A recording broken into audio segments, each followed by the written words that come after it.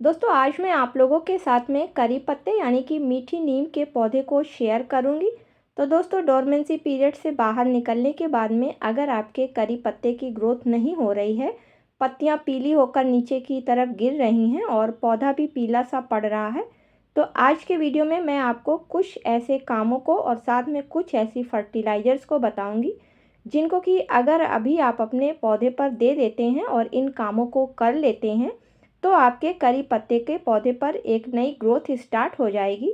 साथ ही साथ आपका पौधा काफ़ी बुशी हो जाएगा और निकलने वाले जितनी भी नई पत्तियां हैं वो काफ़ी हरी भरी होकर निकलेंगी। तो दोस्तों ऐसा क्या करना है, आइए आगे वीडियो में चलिए देखते हैं। नमस्कार दोस्तों, आप सभी का अपने चैनल पर एक बार फिर से स्वागत है। तो चलिए दोस्तों वीडियो की शुरुआत करते हैं। तो दोस्तों सभी परमानेंट पौधों की तरीके से करी पत्ते का पौधा भी लगभग 2 महीने डोरमेंसी पीरियड में रहता है और जनवरी लास्ट या फिर फरवरी के पहले हफ्ते से ये अपनी ग्रोथ को स्टार्ट कर देता है। तो जो इस समय सबसे पहला आपको काम करना है वो पौधे की अच्छी तरीके से प्रूनिंग को करना है, क्योंकि अगर इस समय आप अपने पौधे की प्रूनिंग नहीं करेंगे तो पौधे पर फूल आने स्टार्ट हो जाएंगे और जब फूल आने लगेंगे तो वो आगे चलकर फल में बदलने लगेंगे, जिसके कारण पौधा अपनी पूरी ताकत जो है वो इन फूलों और फलों पर लगा देगा और जब आप खाद डालेंगे तो पौधा आगे ग्रोथ नहीं कर पाएगा, क्योंकि फूल आने के बाद में पौधे की ग्रोथ वहीं से स्टॉप हो जाती है और पौधा धीरे धीरे खराब होने लगता है। तो इसलिए सबसे पहला काम करना है कि आपको अपने पौधे की अच्छी तरीके से प्रूनिंग कर देना है।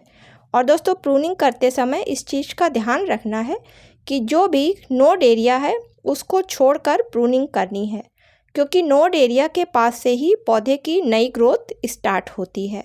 तो सबसे पहला काम आप कर दें, पौधे को अच्छी तरीके से प्रून कर दें। उसके बाद जो भी ख़राब पत्तियां हैं उनको हटा दें। अगर सर्दी की वजह से कोई डालियां वगैरह सूख गई हैं तो उसको भी पौधे पर से सब हटा के पौधे को अच्छी तरीके से साफ़ कर दें। दूसरा काम आपको करना है, पौधे की मिट्टी पर ध्यान देना है। तो चूँकि 2 महीने से ये पौधा डोरमेंसी पीरियड में था, इस पीरियड में इसको ना तो अच्छी तरीके से कोई फर्टिलाइज़र दी गई और सर्दी की वजह से ना पौधे को ज़्यादा पानी मिला।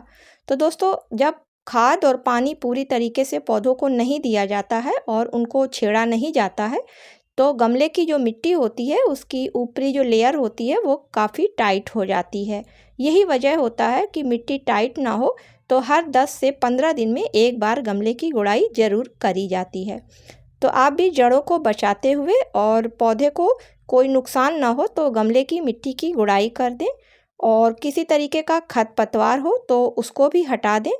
इसके अलावा गमले की मिट्टी लगभग 3 इंच गहराई से हटा दें, क्योंकि इस मिट्टी में अक्सर जो है सर्दी की वजह से फंगस लग जाती है और जो खरपतवार निकलते हैं तो वो मिट्टी की ऊपरी लेयर से पोषक तत्वों को लेते रहते हैं, जिसकी वजह से ये मिट्टी खराब हो जाती है। तीसरा काम आपको करना है कि आपको अपने पौधे को चेक करना है। तो दोस्तों अगर आपका पौधा 1 साल से ऊपर का हो गया है और छोटे गमले में यानी कि 10 इंच के गमले में लगा हुआ है तो उसमें रूट बाउंड हो गई होगी।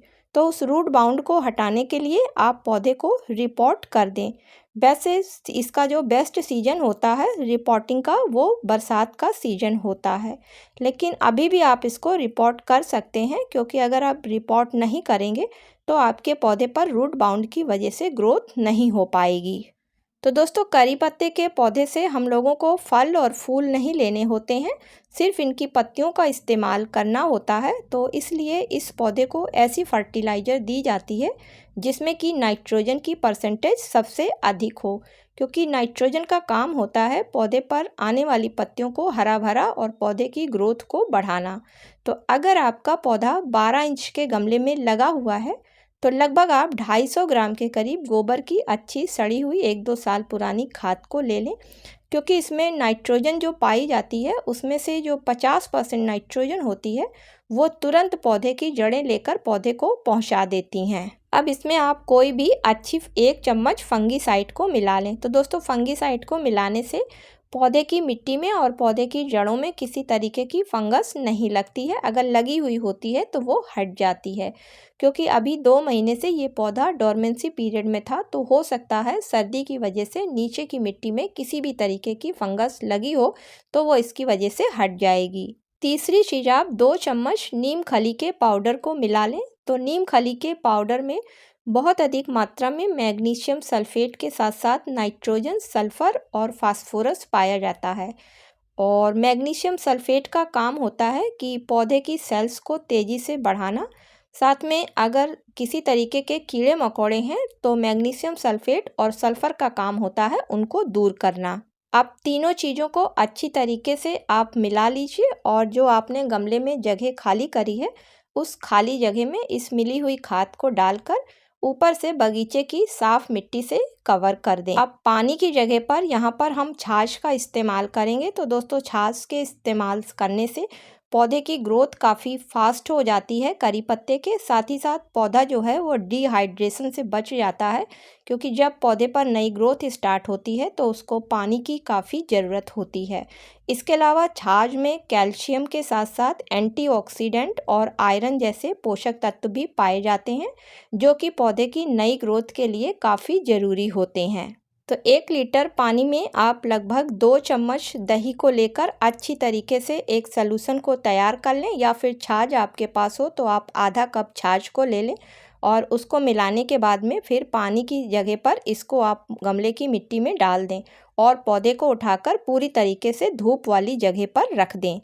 तो इस तरीके से आप देखेंगे कि 6 से 7 दिन बाद आपके करी पत्ते पर एक नई ग्रोथ स्टार्ट हो गई है और दोस्तों देखते ही देखते आपका पौधा काफ़ी हरा भरा और घना हो जाएगा। तो कैसा लगा आज का वीडियो आप लोग? उम्मीद करती हूँ कि ज़रूर पसंद आया होगा। दोस्तों पसंद आया हो तो इसे लाइक और शेयर करिएगा। मिलती हूँ किसी अगले वीडियो में किसी नई जानकारी के साथ में। तब तक के लिए दोस्तों हैप्पी गार्डनिंग।